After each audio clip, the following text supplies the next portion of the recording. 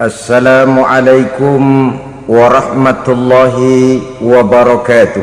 Waalaikumsalam warahmatullahi wabarakatuh. Bismillahirrahmanirrahim. Alhamdulillahi rabbil alamin. Wa bihi nasta'inu ala umurid dunya waddin.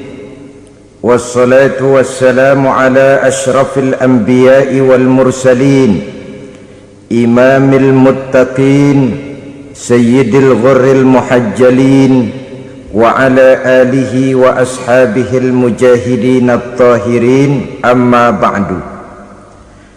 Saudara-saudara kaum muslimin rahimakumullah, pada pertemuan kali ini kita akan membicarakan satu hadis yang diriwayatkan oleh Imam Bukhari dan Muslim, di mana Nabi kita Muhammad sallallahu alaihi wasallam bersabda, ijtanibus sab'al mubiqat, jauhilah olehmu 7 macam perkara yang merusak akidah dan keimanan, merusak amal perbuatan yang sudah kita kerjakan, merusak sendi-sendi kehidupan sosial, pendek kata merusak segala hal di dalam kehidupan kita. Jauhilah olehmu 7 macam perkara yang merusak. Yang pertama, asyirku billah, menyekutukan Allah subhanahu wa ta'ala. Agama dimulai dari keyakinan, maka kehancuran agama selalu dimulai dari kehancuran keyakinan, iman atau akidah yang dimiliki oleh seseorang. Dan untuk menghancurkan nilai-nilai iman yang kita miliki ini, orang rasanya tidak akan menghantam kita dengan peluru kendali. Orang tidak akan mengirimkan nuklir ke sini. Orang tidak juga akan mengirimkan satuan militernya ke sini. Untuk menghancurkan nilai-nilai iman, dibanjiri kita dengan paham-paham yang merusak dan mendangkalkan akidah. Baik ia bernama materialisme, baik ia bernama sekularisme, baik ia bernama banjirnya maksiat dan munkarat, baik ia bernama banjirnya peradaban dan kebudayaan yang menghancurkan moral daripada anak-anak kita, sedikit demi sedikit melenturkan dan melunturkan nilai-nilai keimanan kita, untuk kemudian pada waktunya nilai iman itu akan bertukar dan berganti menjadi nilai syirik kepada Allah subhanahu wa ta'ala. Atau pada sisi lain, menjadikan yang selain Allah sebagai tujuan akhir daripada kehidupan kita. Sedangkan kita sama-sama maklum bahwa di dalam pandangan agama Islam, dosa yang tidak berampun, dosa yang terbesar, termasuk dalam kategori bapak moyangnya dosa, tidak lain adalah syirik, yakni menyekutukan Allah subhanahu wa ta'ala. Pola penghancuran iman ini memang berstrategi. Ditawarkan kita kepada paham materialisme, paham kebendaan, di mana otak menempati urutan sebagai ranking pertama, Tuhan jatuh pada urutan kedua. Lalu menyusul kepada paham sekularisme, Allah dipisahkan dari seluruh kegiatan hidup ini, untuk pada gilirannya menjadikan yang selain Allah sebagai tujuan akhir daripada seluruh kegiatan hidup kita. Oleh karenanya, kewajiban menjaga nilai-nilai iman ini merupakan kewajiban yang mulia tetapi berat, tidak hanya untuk kita, tetapi juga bagaimana mewariskannya kepada anak-anak kita, generasi yang akan datang. Orang-orang tua bijaksana yang diceritakan di dalam Al-Quran, kalau sudah berpikir tentang anak-anaknya, pertanyaan yang paling mereka risaukan ialah, ma ta'buduna min ba'di, anakku, kalau pada satu saat aku, ayahmu sudah tidak ada lagi di dunia ini, meninggalkan kamu semua, ma ta'buduna min ba'di, apa yang akan kamu sembah nak? Jikalau sekarang ayahmu masih mau ke masjid, masih mau melakukan rukuk dan sujud, masih beribadah menyembah Allah Subhanahu wa ta'ala, kalau orang tuamu sudah tidak ada, ma ta'buduna min ba'di, masihkah engkau mau datang ke masjid? Masihkah engkau mau rukuk dan sujud? Masihkah engkau mau menyembah Allah Subhanahu wa ta'ala? Pertanyaan ini yang dipikirkan oleh Nabi Yakub kepada putra-putranya. Pertanyaan ini yang diteruskan oleh Nabi Ibrahim kepada anak-anaknya. Pertanyaan ini yang diwariskan oleh generasi ulama'us salafus saleh kepada para generasi berikutnya. Bagaimana kita generasi sekarang? Kita orang-orang tua sekarang bukan berfikir ma ta'buduna min ba'di, malah yang kita fikirkan ma ta'kuluna min ba'di. Kalau bapak tidak ada nanti kamu makan apa nak? Perkara kamu nyembah apa, urusan nomor 18. Yang penting kamu nanti hidup bisa makan nak. Maka kita sibuk mewariskan harta kepada anak-anak kita. Kita sibuk mewariskan kebun dan tanah kepada anak-anak kita. Kita sibuk mewariskan pabrik kepada anak-anak kita, sementara kita lupa mewariskan intan yang paling mahal, mewariskan mutiara yang paling berharga, yaitu nilai iman kepada Allah Subhanahu wa ta'ala. Alangkah baiknya apabila warisan harta, warisan tanah dan kebun, warisan rumah dan pabrik didasari lebih dahulu dengan mewariskan nilai iman kepada Allah Subhanahu wa ta'ala. Sebagai orang-orang tua, kita boleh bersedih kalau anak kita tidak mengerti komputer. Kita boleh bersedih kalau anak kita tidak mengerti matematika. Kita boleh bersedih kalau anak kita tidak mengerti bahasa Inggris. Tapi sewajarnya lebih bersedihlah kita orang tua jikalau mempunyai anak yang tidak kenal Allah sebagai Tuhannya, yang kemudian tidak mau rukuk dan sujud kepada Allah Tuhannya. Itulah kemalangan yang paling malang bila kita meninggalkan generasi yang tidak bertauhid kepada Allah Subhanahu wa ta'ala. Betapapun anak kita tidak ngerti komputer, saudara, paling-paling kerugiannya cuma kerugian dunia. Masuk dia ke alam barzakh, munkar nakir tidak akan sempat tanya kau belajar komputer apa tidak. Kumpul dia di padang mahsyar, malaikat juga tidak akan tanya matematikamu nilainya berapa. Yang ditanya kau kenal Allah, kau rukuk dan sujud kepadanya, kau pernah datang ke masjid. Oleh karena itu sekali lagi, menjaga nilai iman tidak hanya untuk kita, tetapi juga mewariskannya kepada anak-anak kita, generasi yang akan datang. Sungguh kemalangan yang paling besar apabila kita meninggalkan anak-anak kita. Mereka kita tinggalkan lemah ekonominya, itu tidak baik. Mereka kita tinggalkan lemah otaknya, itu pun akan membuat mereka tertinggal oleh yang lain. Tapi yang paling celaka jikalau kita tinggalkan mereka dalam kondisi lemah imannya, rapuh akidahnya, tidak baik dan tidak betul keyakinan hidupnya.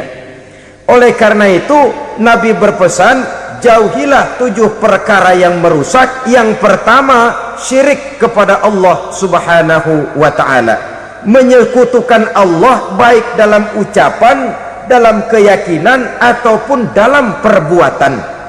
Ini perkara pertama yang termasuk 7 perusak besar di dalam kehidupan.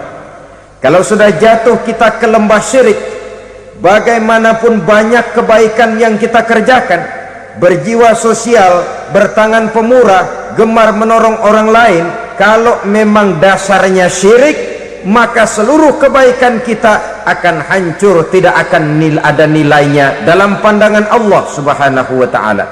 Dalam pandangan manusia mungkin kita dicatat sebagai orang sosial, gemar menolong orang lain, tidak berpangku tangan melihat orang yang mendapat kesulitan. Tapi oleh karena dasarnya syirik, dasarnya tidak mentauhidkan Allah, maka seluruh nilai kebaikan yang kita kerjakan tidak akan ada nilainya dalam pandangan Allah Subhanahu wa ta'ala. Maka jagalah iman kita jangan sampai dihinggapi penyakit syirik yang bagaimana kecilnya sekalipun.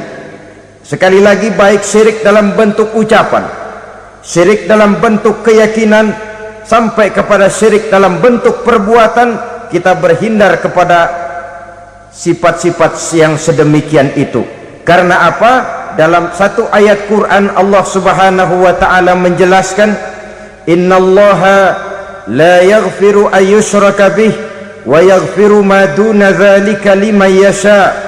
Allah tidak akan memberi ampun kepada orang-orang yang menyekutukannya, tapi Allah masih mau memberikan ampun kepada dosa-dosa yang selain itu bagi orang-orang yang dikehendakinya.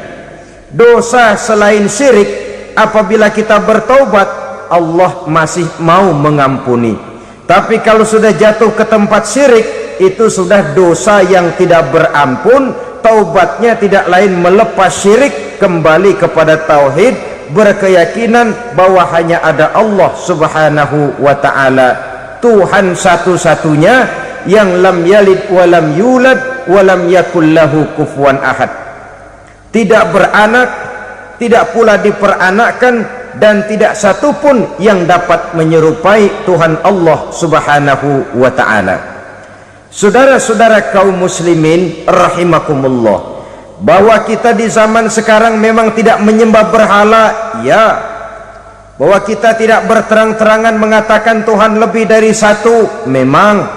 Bahwa kita tidak berkeyakinan Tuhan itu punya anak atau diperanakkan, tentu. Tapi dalam perbuatan dan i'tiqad, kita kadang-kadang jatuh tanpa kita sadari ke tempat yang bernama syirik ini.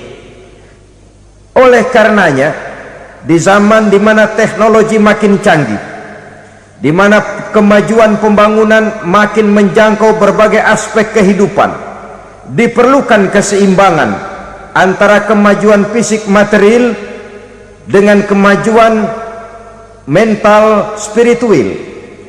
Apabila tidak ada keseimbangan, yang terwujud tentulah kepincangan, yang diawali dengan pincangnya cara kita berpikir, sehingga pada akhirnya akan mengarah kepada pincangnya cara kita berbuat dan bertindak di dalam kehidupan kita. Oleh karena itu Nabi berpesan, jauhilah sifat syirik, karena syirik merupakan dosa yang teramat besar. Ini sifat merusak yang pertama. Yang kedua, kata Nabi, wasihra, jauhilah sihir. Sihir ini juga termasuk perkara yang merusak kehidupan. Kita semua sama-sama maklum bahwa sihir sebenarnya bukan persoalan baru. Sejak sebelum datang Islam, sihir itu sudah ada. Di zaman Yunani kuno, sihir ada. Di zaman Mesir kuno, di zaman Cina kuno, dan yang lain-lain yang serba kuno, sihir itu sudah ada. Bahkan para nabi pun, para rasul yang diutus oleh Allah Subhanahu wa ta'ala, senantiasa berhadapan dengan ahli-ahli sihir untuk menguji kebenaran dari misi yang mereka bawa. Sihir adalah perbuatan di luar kebiasaan yang bisa dikerjakan oleh ahlinya dengan bantuan jin atau setan. Hukum mempelajari sihir adalah haram, mengamalkannya lebih haram lagi. Sebab itu saudara-saudara, sihir merupakan perbuatan merusak yang harus kita jauhi. Ciri-ciri daripada perbuatan sihir, pertama, ia mengandung tipuan, bayangan khayal. Di zaman Nabi Musa misalnya, orang melihat tambang-tambang itu seperti ular. Nabi Musa melayangkan tongkatnya menjadi ular-ular besar yang memakan ular-ular kecil ciptaan tukang-tukang sihir Fir'aun tadi. Lalu sihir bisa terjadi dengan bantuan jin kafir atau setan. Kemudian ciri yang ketiga, sifatnya halus dan tersembunyi. Taruh kata ada seorang ahli sihir yang mempergunakan ayat-ayat Quran sebagai jompa jampe, sebagai baca-bacaan, itu cuma sekedar kedok. Tujuannya tidak lain menjadikan agama sebagai ketok untuk membenarkan cara yang dimurkai oleh Allah Subhanahu wa ta'ala. Satu hadis yang diriwayatkan oleh Imam Bazar dan Tabrani, Nabi berpesan, "Laisa minna man tatayyara lahu au takahhana au tukuhhina lahu au sahira lahu." Tidak termasuk ke dalam golonganku, kata Nabi, tidak termasuk umatku. Siapa mereka? Man tatayyara lahu, orang yang bertatoyur. Apa tatoyur itu? Dari kalimat toyaro, artinya terbang. Toir biasa diartikan dengan burung. Tatoyaro percaya kepada suara-suara burung. Man tatayyara lahu, mempercayai, meyakini dengan benar-benar kepada suara beburungan. Kan suka ada itu, nah bunyi burung tuh, maling liwat. Maling liwat, burung bunyi, maling liwat. Itu termasuk tatayyara lahu, percaya kepada suara burung. Kan aneh kalau suara orang nggak dipercaya, suara burung malah dipercaya. Ada ustadz ceramah, kiai ngaji, nggak mau didengerin, burung dengerin bener. Nah, suaranya dari sebelah mana? Belah kulon. Nah, itu tandanya ano. Habis dihitung-hitung. Itu termasuk tatayyara lahu. Au takahana, atau bertenung, au tukuhina, atau minta ditenungkan, au sahirolahu, atau melakukan perbuatan sihir atau minta disihirkan. Laisa minna, tidak termasuk ke dalam golonganku, kata Nabi. Sehingga dengan demikian, saudara-saudara, menghadapi sihir dengan sihir sekalipun termasuk perbuatan yang tidak diajarkan oleh agama. Kita kan mempelajari sihir untuk jaga diri, tidak apa-apa. Yang dilarang mengamalkannya, dilarang juga mempelajarinya. Sebab orang kalau sudah mengetahui, biasanya lalu terangsang untuk mencoba. Kalau percobaannya berhasil, biasanya terangsang untuk coba lagi dan coba lagi. Pada akhirnya ketagihan, lalu beralih menjadi profesi, apalagi itu nanti bisa mendatangkan hasil uang. Saudara-saudara kaum muslimin rahimakumullah, kita manusia makhluk nyata, kita hidup di alam nyata, terikat oleh sunnatullah, causality. Oleh karenanya, bagi kita keyakinan yang penuh, keikhlasan di dalam bertuhankan Allah, penyerahan diri sepenuhnya hanya kepadanya, itu sudah merupakan obat penangkal yang sangat ampuh agar kita tidak terkena penyakit-penyakit yang dibuat oleh setan dan para pembantunya. Sehingga beberapa ayat Quran mengajarkan, misalnya a'udzu bikalimatillahi tammati min syarri ma khalaq, atau bismillazi la yadurru ma'asmihi syai'un fil ardi wala fis sama, dengan menyebut nama Allah yang tidak bisa mendatangkan bahaya sedikit pun, dari baik yang datang dari langit maupun yang datang dari bumi. Jiwa yang kosong dari keyakinan yang penuh kepada Allah, jiwa yang penuh was-was dan ragu-ragu, itu yang mudah terserang oleh penyakit-penyakit yang dikerjakan oleh para tukang-tukang sihir, yaitu oleh setan dan seluruh para pembantunya. Kemudian hadis kedua yang diriwayatkan oleh Imam Ibnu Hibban, Nabi bersabda, la yadkhulul jannata mudminu khamrin wala mu'minu bisihrin wala qati'u rahmin. Tidak masuk surga. Ini Nabi yang bilang, tidak masuk surga. Siapa itu? Pertama, mudminu khamrin, orang yang berkekalan dalam mabuk, selalu mukminun itu sudah menjadi perbuatan rutinnya, tidak kapok-kapoknya teler seumur hidup. Mudminu khamrin, tidak masuk surga orang yang selalu bermabuk-mabukan. Yang kedua, wala mu'minu bisihrin, orang mukmin tapi main sihir. Ini juga oleh Nabi diperingatkan, tidak akan masuk surga orang mukmin tapi suka main sihir. Wala qati'ur rahmin, dan tidak juga orang yang memutuskan silaturahmi.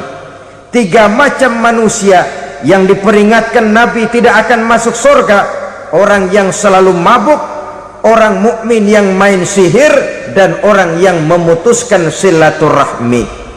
Saudara-saudara kaum muslimin rahimakumullah. Lalu orang berkata, kenapa dilarang kita bersihir padahal Rasul sendiri kan punya mukjizat? Nah, kita memang harus membedakan antara mukjizat dengan sihir. Dalam kehidupan agama kita kenal ada yang namanya mukjizat, ada yang namanya karomah atau keramat biasa diucapkan, ada yang namanya maunah, ada yang namanya irhas, ada juga yang namanya sihir. Kesemuanya ini berbeda, saudara-saudara. Yang dinamakan mukjizat itu khusus untuk para rasul saja. Satu kejadian luar biasa yang terjadi dilakukan oleh Rasul atas izin dari Allah Subhanahu wa ta'ala. Perbedaannya dengan sihir jelas. Sihir dari setan, mukjizat dari Allah. Sihir bisa dipelajari, mukjizat tidak. Sihir umumnya untuk maksud-maksud yang tidak baik, sedangkan mukjizat untuk memperkuat kebenaran yang disampaikan oleh para rasul dan ditentang oleh umatnya. Bahkan kafir Quraisy dahulu menganggap orang-orang ahli sihir itu berada dalam satu posisi yang hina, sehingga mereka mengatakan dan menuduh Nabi Muhammad sebagai tukang sihir. Tuduhan sebagai tukang sihir adalah tuduhan yang sangat aib dan hina. Di tengah masyarakat kufar jahiliyah, kedudukan tukang sihir dipandang sebagai kedudukan yang hina, sehingga mereka mengejek Nabi dengan sebutan tukang sihir. Jadi mukjizat hanya untuk Rasul saja. Kemudian karomah. Karomah ini asal kata dari karomah, kehormatan, kemuliaan yang diberikan Allah kepada hamba-hambanya yang rajin mendekatkan diri kepadanya. Oleh karena ketekunannya melaksanakan ibadah, Allah memberikan keistimewaan kepada orang itu, yang dengan keistimewaannya dia bisa mengerjakan yang tidak bisa dikerjakan oleh orang lain. Karomah hanya bisa dicapai dengan prestasi ibadah. Kalau sihir, mau ibadah apa enggak, asal dia belajar, bersatu dan berteman dengan setan, memenuhi persyaratan-persyaratan setan, biasanya lalu bisa. Sedangkan karomah tidak mungkin terwujud tanpa orang mendekatkan diri sedekat-dekatnya kepada Allah Subhanahu wa ta'ala. Maka kita lihat biasanya orang-orang yang punya ilmu sihir, mukanya rata-rata nggak enak dilihat. Kumuh, jauh dari air wudhu, jauh dari sujud kepada Allah, malah berteman dengan setan, menjadi pelayan-pelayannya setan. Saudara-saudara, adapun maunah, keistimewaan yang diberikan Allah kepada hamba-hambanya yang belum sampai kepada tingkat wali, tapi orang itu lebih banyak kebaikannya daripada kesalahannya. Umpamanya, saudara jalan bertiga, di pinggir jalan, saudara ada pada posisi di tengah, lalu bertiga ini ketabrak mobil. Menurut perhitungan saudara mati lebih dahulu. Tapi terjadi hal yang aneh, dua teman saudara mati, saudara malah cuma luka dan lecet sedikit saja. Apa itu? Kalau kita lebih banyak kebaikannya daripada kesalahannya, itu yang dinamakan ma'unah, pertolongan yang diberikan Allah kepada hamba-hambanya yang lebih banyak kebaikannya daripada kesalahannya. Sedangkan yang dinamakan irhas, kejadian luar biasa pada diri seseorang pada waktu dia masih kecil, yang menunjukkan tanda-tanda keistimewaannya. Itu umumnya pada para nabi pada usia kecilnya sudah ada irhas, tanda-tanda istimewa. Jelas baik mukjizat, karomah, maunah maupun irhas berbeda dengan sihir. Sihir ini jelas saja merupakan bantuan dan persekutuan antara manusia dengan setan. Padahal setan, kata Allah dalam Al-Quran, innahu lakum aduwwum mubin, sesungguhnya setan bagi kamu adalah musuh yang sangat jelas. Saudara-saudara kaum muslimin rahimakumullah, di zaman sekarang dalam menghadapi beban kehidupan yang makin pelik, menghadapi stres yang tidak kunjung selesai, menghadapi persoalan-persoalan yang teramat berat, orang sering mencari jalan keluar kepada hal-hal yang menurut pendapatnya bisa meringankan beban moralnya itu. Pergilah dia mencari sesuatu yang dapat meringankan bebannya, dan tidak jarang yang jatuh ke pangkuan tukang-tukang tenung, ke pangkuan tukang-tukang sihir, yang mereka itu oleh Quran dijelaskan kadzabal munajjimun walau sodaku. Tukang-tukang tenung, tukang-tukang sihir, mereka itu bohong walaupun benar. Maksudnya bohong walaupun benar, artinya kalau yang mereka kerjakan benar, itu sih kebenaran. Benar dengan kebenaran itu lain. Kebenaran, kebetulan bisa, tapi tidak untuk selalu. Apalagi kalau itu sudah membahayakan kehidupan orang lain. Jadi oleh karena itu Nabi berpesan, jauhilah daripada sihir. Kalau sudah jauhilah dari sihir, artinya ya jauhilah daripada mempelajarinya, jauhilah daripada bergaul dengan orang-orang yang ahli di bidang itu, karena dari pergaulan segalanya bisa menular. Baiklah saudara, ini yang kedua. Yang ketiga pesan Nabi, wa qatlan nafsil lati harramallahu illa bil haq, membunuh orang lain dengan cara yang tidak benar, membunuh orang yang diharamkan oleh Allah Subhanahu wa taala untuk melakukannya kecuali dengan alasan yang benar. Kita tahu Islam adalah agama damai, sesuai dengan namanya. Ia tidak dikembangkan dengan pedang dan kekerasan. Ia dikembangkan dengan keteladanan dan tuntunan moral. Oleh karena Islam bukan agama kekerasan, Islam pun tidak mementingkan dan mengajarkan kekerasan kecuali dengan alasan yang benar dan bisa dipertanggungjawabkan. Membunuh dengan sengaja, menghilangkan nyawa orang lain tanpa alasan yang bisa dibenarkan adalah merupakan dosa besar dan satu di antara 7 perkara yang bisa mendatangkan kerusakan dalam kehidupan dan yang hendaknya harus kita jauhi. Saudara-saudara kaum muslimin rahimakumullah, beberapa waktu yang lalu di sebuah kota kecil yang indah bernama New Auckland. Saudara tahu New Auckland? Itu dari Gunung Kidul masih ngidul lagi. Pernah diadakan satu seminar yang membicarakan bagaimana menyelamatkan masyarakat manusia dari bahaya Perang Dunia Ketiga. Diperkirakan kalau terjadi Perang Dunia Ketiga, manusia tidak akan tersisa. Sebab apa? Pada waktu itu cadangan nuklir yang dimiliki oleh bersama Amerika dan Rusia konon sudah sanggup memusnahkan 6 miliar manusia pada saat jumlah manusia baru 5 miliar. Jadi kelebihan nuklir dunia ini. Kalau terjadi perang dunia ketiga, sulit manusia untuk tersisa. Maka dibahaslah di dalam seminar itu, wah, supaya tidak terjadi perang dunia ketiga, maka perlombaan membuat senjata-senjata canggih, alat-alat pembunuh modern harus segera dibatasi. Dibahas, tidak mungkin kita membatasi perlombaan membuat senjata. Kenapa? Makin maju ilmu dan teknologi, makin canggih senjata yang ditemukan.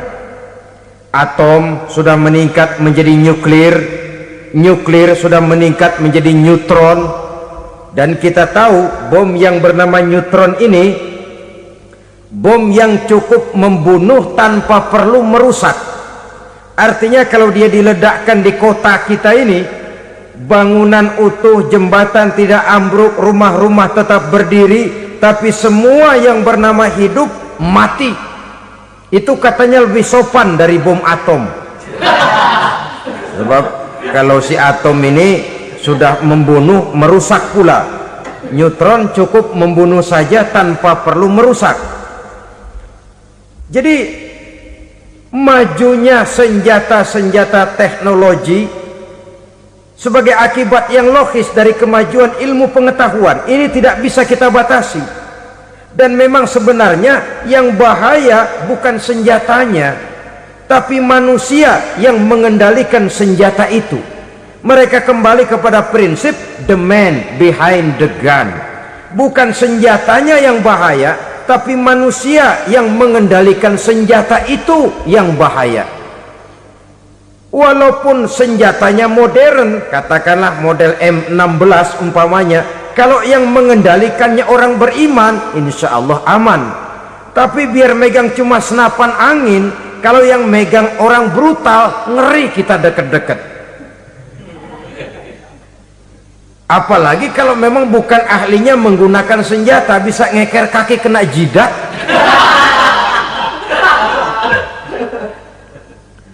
Mereka kembali kepada prinsip lama yang tetap baru, bukan senjatanya yang harus dibatasi, manusia yang mengendalikan senjata itu yang perlu dibicarakan. Nah, kalau begitu, agar manusia tidak mempergunakan senjata sewenang-wenang, apa yang harus kita lakukan? Ya, manusianya harus bermoral. Ya, tapi moral yang mana? Di dunia ini banyak ajaran tentang moral. Itu pun mudah saja. Di sini kan kita undang saja ahli dari berbagai agama untuk membicarakan konsep perdamaian menurut agamanya masing-masing. Baik, setuju itu? Setuju. Maka tampillah para ahli agama, mereka kembali kepada prinsip moral daripada konsep yang terkandung di dalam ajaran agama untuk menegakkan perdamaian. Mula-mula naiklah ahli dari agama Hindu, dibacakan konsep perdamaian menurut ajaran agama Hindu, bahwa untuk damai manusia harus meninggalkan nafsu keduniaannya, menempuh samsara dan sebagainya untuk mencapai nirwana, menjauhi kemegahan dan kemewahan dunia. Ini lalu dibahas, rasanya juga tidak mungkin ini. Kemudian dari agama Nasrani, bahwa untuk damai manusia harus menciptakan sifat kasih sayang. Kalau ditampar pipi kiri, berikan pipi yang kanan. Kalau diberikan selendang, berikan baju. Nanti orang kasihan, lalu dia tidak akan nampar lagi. Ketika ini dibahas, ternyata rasanya pun tidak mungkin bisa diterima. Karena apa? Di zaman sekarang orang ditampar pipi kiri, dikasih pipi kanan, bukan kasihan, gemes. Damai belum tentu, bonyok udah jelas. Lalu ketika dibacakan konsep perdamaian menurut Quran, di mana disampaikan ayat wa jazaa'u sayyi'atin sayyi'atun misluha faman afa wa aslaha fa ajruhu 'ala Allah. Balasan terhadap satu kejahatan adalah kejahatan yang seimbang, tetapi barang siapa yang memberi maaf dan mencari jalan damai, itulah yang terbaik dan akan mendapat pahala dari Allah Subhanahu wa ta'ala. Kamu tidak salah ditampar pipi kirimu, tampar lagi pipi kirinya sekeras dia menampar pipi kirimu. Nanti orang tidak mau menampar kita karena dia tahu kalau dia tampar kita, dia akan menderita tamparan sekeras dia menampar kita.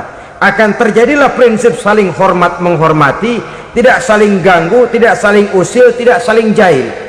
Atas dasar ini perdamaian bisa ditegakkan. Mereka bisa menerima konsep ini, tapi kemudian seminar ditutup tanpa satu keputusan resmi. Kenapa? Terus terang mereka kagum dengan konsep Islam, tapi sentimen lama terhadap nilai-nilai Islam telah menutup mata mereka untuk menerima kebenaran dari ajaran Al-Quranul Karim. Saudara-saudara kaum muslimin rahimakumullah, kembali kita kepada persoalan pokok. Roh adalah dari Allah, dia akan kembali kepada Allah, milik mutlak dari Allah. Tidak pantas kita merampasnya dari orang lain. Tidak wajar kita menghilangkannya tanpa alasan yang dibenarkan oleh agama. Di zaman sekarang, akibat persaingan hidup yang makin tajam, lapangan kerja yang makin sulit, tensi ekonomi yang makin tinggi, atau karena nilai moral yang makin rendah, atau juga karena rapuhnya pegangan orang kepada agama, nyawa rasanya sudah sedemikian murahnya. Berbagai kasus membuat berdiri bulu roma kita. Ada mayit, ada manusia dipotong 6, dicincang macam kambing. Ada yang dipotong 5, ada yang dipotong 13, dikardusin, dibuang ke tempat sampah. Inna lillahi wa inna ilaihi raji'un. Gejala apa ini? Kanibalisme. Manusia sudah demikian sadisnya, manusia sudah sedemikian buasnya, sehingga sesama manusia diperlakukan seperti hewan. Padahal hewan sendiri belum pernah macan makan macan, bagaimanapun buasnya macan. Belum pernah serigala memakan serigala, bagaimanapun brutalnya serigala. Tetapi manusia makan manusia di zaman sekarang kadang jadi kenyataan dalam kehidupan kita. Kadang persoalannya remeh saja, soal uang 200 perak, pisau bicara, nyawa melayang. Soal rokok sebatang, celurit bicara, nyawa melayang. Soal-soal yang sama sekali tidak prinsip, begitu mudah kita menghilangkan nyawa orang lain. Padahal Nabi pernah memperingatkan, apabila dua orang muslim sudah berkelahi dan berbunuh-bunuhan, al-qatil wal maktul finnar, yang membunuh dan yang terbunuh dua-duanya neraka. Sahabat heran, ya Rasul, kalau yang terbunuh, kalau yang membunuh masuk neraka itu sih wajar, tapi yang terbunuh kenapa neraka juga? Beliau menjawab, dua-duanya sudah punya niat untuk saling membunuh. Niatnya itu yang diponten. Yang terbunuh cuman lagi apes aja, keduluan dia. Umpama tidak terbunuh, pasti dia yang akan membunuh. Oleh karenanya al-qatil wal maktul, yang membunuh dan yang dibunuh finnar, dua-duanya masuk ke dalam neraka. Islam menghormati kehidupan, tidak hanya terbatas kepada sesama muslim. Orang-orang yang berlainan agama pun yang mau hidup berukun, damai, berdampingan dengan umat Islam, jiwa mereka, darah mereka dilindungi oleh nilai-nilai Islam yang disebut dengan kafir zimmi ini. Mengganggu mereka sama saja dengan mengganggu aku, kata Nabi. Jadi oleh karena itu, sayangilah sesama. Kehidupan adalah anugerah Allah, bukan wewenang kita untuk mencabutnya dari orang lain, bukan wewenang kita untuk merampas dan menghilangkannya dari orang lain. Apa yang tidak enak terjadi pada diri kita, begitu pula lah apabila terjadi pada diri orang lain. Sehingga Nabi mengatakan, la yu'minu ahadukum hatta yuhibba li akhihi ma yuhibbu li nafsihi. Belum dikatakan beriman seseorang kamu apabila dia belum mencintai saudaranya seperti ia mencintai dirinya sendiri. Apa yang enak dirasakan oleh orang lain, enak juga dirasakan oleh dia. Mengukur orang lain dengan diri sendiri. Kalau orang lain tanpa salah saya fitnah, kalau saya tanpa salah difitnah orang, enak apa enggak? Enggak, orang lain juga begitu. Kalau orang lain tanpa salah saya tempeleng kepalanya, enak apa tidak? Tidak. Orang lain juga begitu. Yang tidak enak terjadi pada diri kita, tentu tidak enak juga kalau terjadi pada orang lain. Mengukur orang lain dengan diri sendiri, sehingga tidak timbul sifat egois, tidak menari di atas bangkai orang lain, tidak mendirikan kebahagiaan di atas untayan air mata orang lain. Sehingga dengan demikian saudara-saudara, dia bisa menghormati kehidupan, menghormati orang lain sebagaimana dia ingin dihormati. Inilah perbuatan ketiga yang merusak, membunuh orang lain dengan yang diharamkan Allah tanpa alasan yang benar. Yang ketiga. Kemudian yang keempat, perbuatan merusak wa aklar riba, makan riba. Hidup adalah tolong menolong. Bahasa kerennya take and give katanya. Saling memberi dan saling menerima. Nabi mengajarkan man kuraba kurbatan min kurabid dunya karaballahu lahu kurbatan min kurabi yaumal qiyamah wallahu fi aunil abdi madamal abdu fi auni akhihi. Siapa yang meringankan beban dari beban-beban yang diderita seseorang di dalam kehidupan dunia, Allah akan meringankan bebannya daripada beban-beban yang harus dipikulnya di hari kiamat nanti. Wallahu fi aunil abdi madamal abdu fi auni akhihi. Allah senantiasa akan menolong seorang hamba selama hamba itu masih mau menolong saudaranya. Allah selalu akan menolong seorang hamba selama hamba itu masih mau menolong saudaranya. Apabila kita sudah berpangku tangan terhadap kesulitan orang lain, biasanya pun pada saat kita mendapat kesulitan, kita akan sulit juga memperoleh pertolongan. Nah, riba alias renten, kedoknya adalah menolong orang, tapi sama juga bulu buntutnya dilepas, palanya dicekek. Menolong orang pada akhirnya menjadi beban bagi seseorang, dan memang mencari orang-orang yang berada dalam posisi kesulitan. Biasanya di daerah-daerah di mana musim paceklik jadi lapangan kerja sulit, sedangkan urusan perut tidak bisa ditunda, akhirnya orang terjebak ke dalam rentenir, ke dalam riba, ke dalam renten, bunga berbunga, sehingga satu saat jumlah bunganya bisa lebih besar dari jumlah pinjaman pokoknya. Kemudian kalau juga ternyata tidak bisa dibayar, rumah jadi taruhan. Memang rumah satu-satunya, begitu rumah ditarik mulain camping. Bukankah pada akhirnya akan mewariskan kesengsaraan? Oleh karena itu, kepada kita berusahalah jangan berhubungan dengan rentenir, jangan makan renten dan riba. Kepada mereka yang melaksanakan riba, walaupun mendatangkan keuntungan materi, tapi percayalah harta yang didapat dengan jalan riba tidak akan membawa keberkahan. Manakala tidak membawa keberkahan, dia tidak akan mendatangkan ketenangan di dalam kehidupan kita.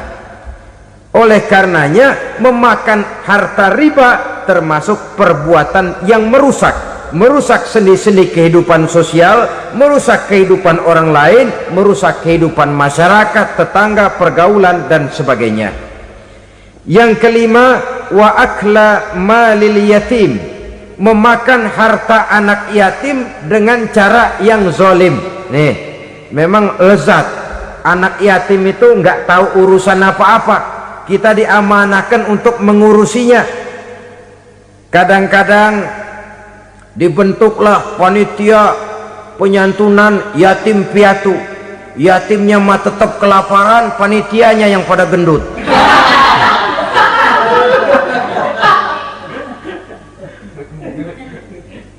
Padahal memakan harta anak yatim termasuk perbuatan dosa besar, dan menjantuni yatim merupakan perbuatan mulia.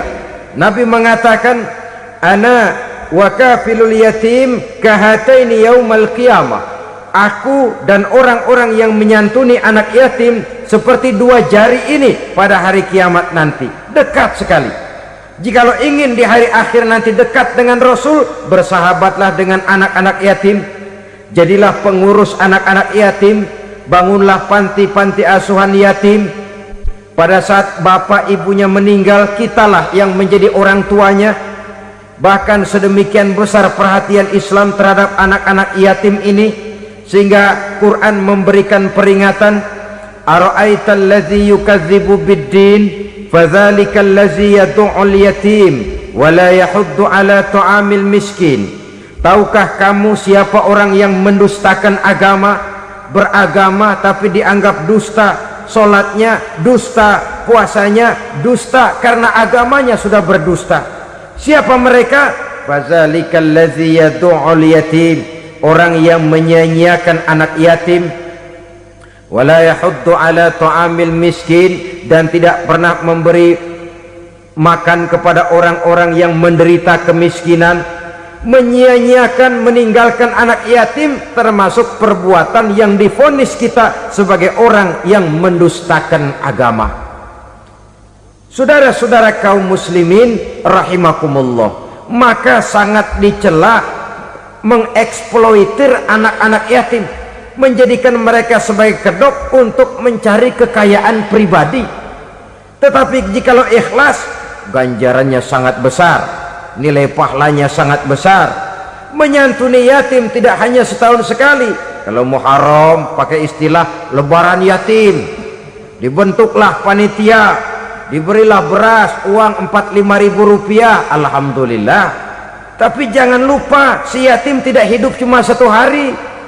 Dia tidak hidup cuma di bulan Muharram saja. Dia hidup 12 bulan dalam setahun. Sebagaimana anak-anak yang lain, dia juga berhak punya masa depan. Dia juga berhak menikmati bangku sekolah. Dia berhak mengenyam arti dan makna pendidikan.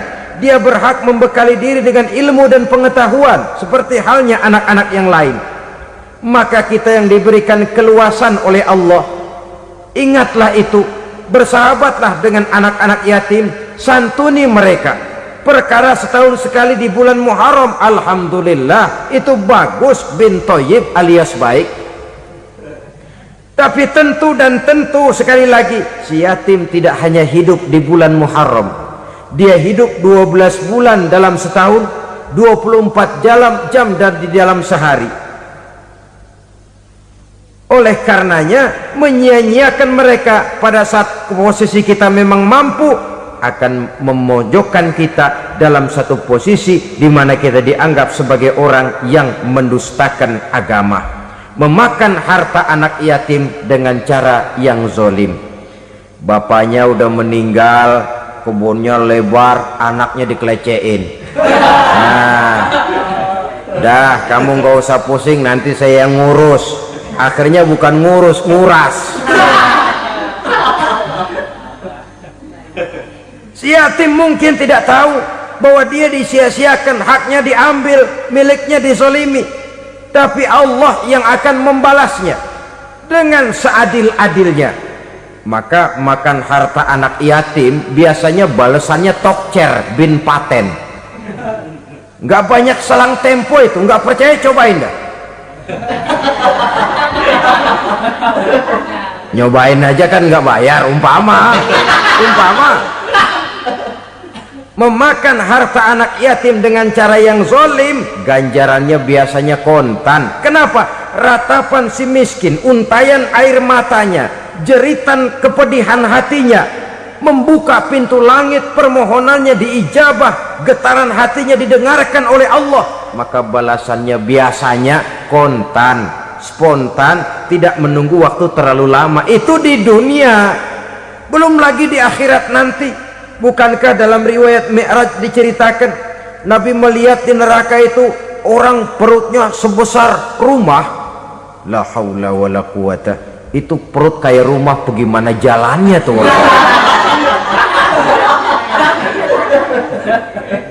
Dan memang gak jalan, diseret-seret oleh malaikat di neraka itu.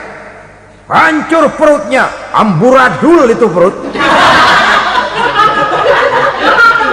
Berantakan isinya, dibulatkan lagi, diseret lagi, hancur lagi, dibulatkan lagi. Sampai Nabi tanya, orang itu begitu berat siksanya kenapa ya Jibril? Itu Muhammad, waktu di dunia dulu rakus banget makan harta anak yatim. Begitu vonisnya, begitu menyedihkan nasibnya di akhirat. Tapi di dunia pun ketidakberkahan itu sudah membayangi kehidupannya. Oleh karena itu, kepada saudara-saudara yang mendapat titipan anak yatim, berbahagialah, karena semulia-mulia rumah adalah rumah yang di dalamnya ada anak yatim yang disantuni. Sehina-hina rumah adalah rumah di mana di dalamnya ada anak yatim yang disia-siakan. Begitu kata Nabi kita. Rumah yang paling mulia dalam pandangan Allah, rumah yang di dalamnya ada anak yatim yang disantuni. Rumah yang paling hina dalam pandangan Allah, rumah yang di dalamnya ada anak yatim yang nasibnya disia-siakan. Berbahagialah saudara apabila menjadi penyantun anak-anak yatim, pelindung mereka, sehingga mereka mempunyai masa depan sebagaimana anak-anak lainnya. Rasulullah sendiri sedemikian peka terhadap keadaan anak-anak yatim, karena beliau sendiri memang mengalami. Umur 6 bulan dalam kandungan ibu, beliau sudah ditinggalkan oleh ayahnya. Pada saat berusia 6 tahun, ibu sudah meninggal. Yatim piatu dalam usia di mana beliau sedang perlu belas kasih seorang ibu dan pengertian seorang bapa.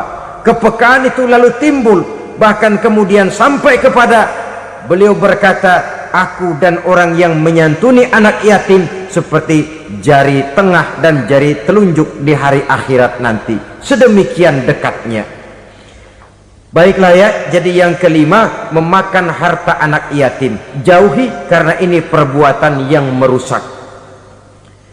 Yang keenam, watawalli yaumaz zahfi, melarikan diri pada hari pertempuran. Apa ini? Khianat, tidak konsekuen dengan konsep perjuangan. Pada mulanya keras benar teriak berantas korupsi, ganyang korupsi, cuma karena belum dapat giliran. Begitu dia naik dapat kesempatan, korupsinya lebih edan dari yang diteriakinya. Ini termasuk tawalli yaumaz zahfi, berpaling pada hari peperangan. Di saat menghadapi musuh, kalau belum kelihatan musuh, teriaknya nyaring bener, jangan takut demi kebenaran sampai titik darah yang paling penghabisan. Musuh belum kelihatan. Begitu musuh sudah kelihatan, paling dulu lari ke belakang. Kalau diajak berjuang ada saja alasannya. Sehingga Quran memberikan peringatan kepada kita semua. Mengapa kamu ini berat? Kalau sudah diajak berjuang di jalan Allah, kakimu seperti terhunjam berakar di perut bumi. Berat untuk melangkah berjuang. Lari dari pertempuran tidak konsekuen dengan konsepsi perjuangan. Mau enaknya saja dalam kondisi yang sulit lalu berpangku tangan. Ini termasuk ciri munafik yang di dalam Al-Quran disindir dengan bahasa kullama adha'a lahum masyaufi wa iza azlama alaihim qamu. Waktu terang mereka jalan, giliran gelap mereka mandek.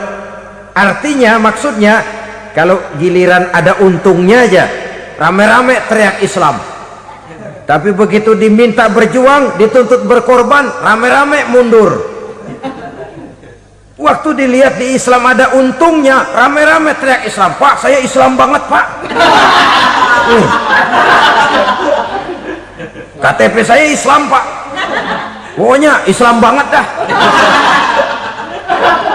Tapi ketika diminta berjuang, dituntut sedikit berkorban, rame-rame mengundurkan diri. Tahun 65 PKI berontak.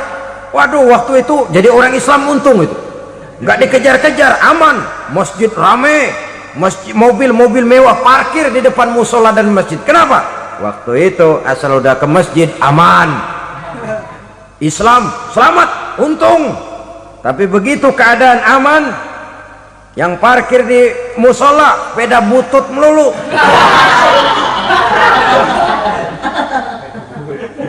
Waktu terang mereka jalan, waktu gelap mereka berhenti. Dikala di Islam ada untungnya, baru wah Islam bagus, Islam hebat. Tapi waktu dilihat ada kerugian, jangan bawa-bawa Islam dah.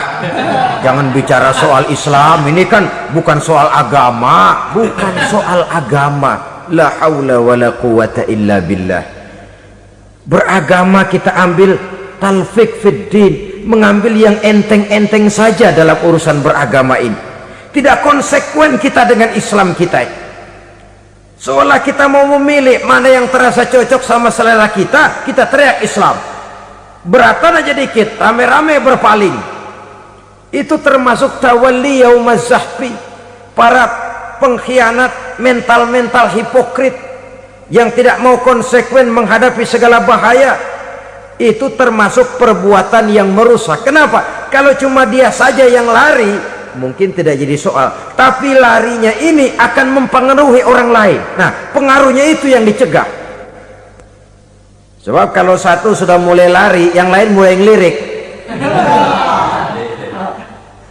Ketika yang dilirik kemudian tidak ada reaksi, dia akan ikut lari. Artinya apa? Seorang muslim harus konsekuen dengan konsep perjuangannya, dengan keyakinan keagamaannya, dan tidak memilih yang enak-enak saja di dalam kehidupan beragama. Lari dari pertempuran, bermental khianat, mengkhianati agama, merupakan satu di antara sifat yang merusak. Terakhir saudara, wa qazfal muhsanatil ghafilatil mu'minat, menuduh perempuan baik-baik yang tidak tahu menahu tentang tuduhan yang dituduhkan kepadanya, menuduh perempuan mukmin yang baik-baik yang tidak tahu menahu tentang tuduhan yang dilakukan kepadanya. Fitnah lebih bahaya daripada pembunuhan. Orang yang tidak salah bisa hancur namanya, orang yang berniat baik bisa ambruk perjuangannya oleh karena fitnah. Sehingga dikatakan al fitnatu asyaddu minal qatli, fitnah lebih bahaya daripada pembunuhan.